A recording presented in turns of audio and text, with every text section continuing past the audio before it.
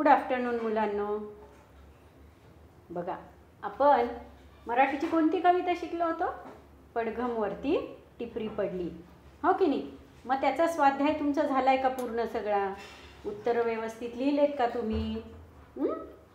छान, असाच अभ्यास करत राहा बरं का. बघा, आता आज आपण इंग्लिशच्या पुस्तकातील अभ्यास करणार आहोत बरं का. आता इंग्लिशचा आहे पान नंबर 4, पेज नंबर 4. तुम्ही काढलंय का पुस्तक? सगळ्यांनी समोर ठेवलंय का? Very good. बघा, आता काय आहे? लुक अँड से म्हणजे काय बरं? पहा आणि म्हणा. समजतंय तुम्हाला? तुमच्यासमोर पुस्तकाचं पान नंबर आहे की नाही?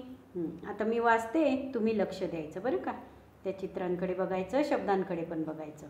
बघा, बॅग, बॅट, बॉय, बनाना. कशाचे आहेत बरं हे वर्ड सगळे? येत आहे का तुमच्या लक्षात? याचं फर्स्ट लेटर काय आहे? बी. दुसरं कॅप, कॅट, क्लॉक, कॅरट. तिसरं आहे पॅन, पॅरट, पॉट.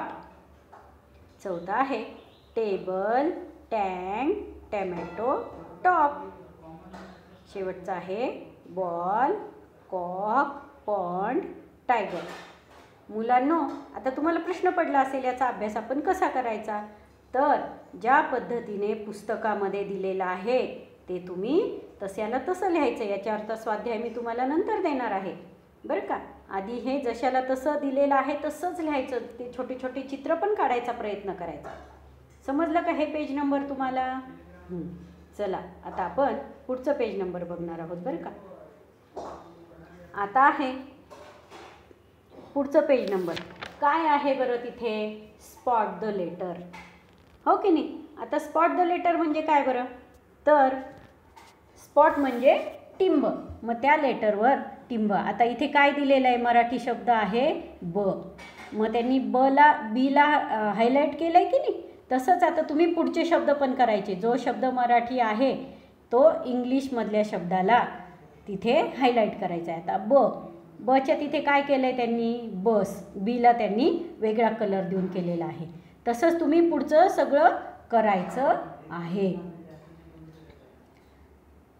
बघा, डॉक्टर, पेन, पंप, हो की नाही? पुढचं काय आहे?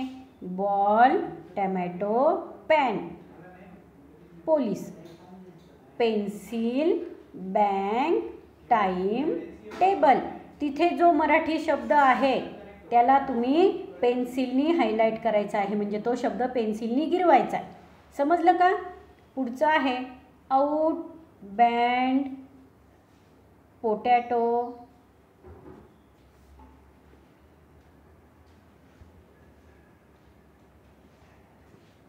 टायर. पुढचा शब्द, हो की नाही? आता तुम्ही जिथे तो मराठी शब्द आहे तिथे तो हायलाईट करायचा आहे, म्हणजे वेगळ्या अक्षरात किंवा पेन्सिलनी लिहायचा आहे. हे 2 पेज नंबर समजले का तुम्हाला विद्यार्थ्यांनो? आता याच्यावरचा स्वाध्याय काय आहे हे मी तुम्हाला सांगणार आहे.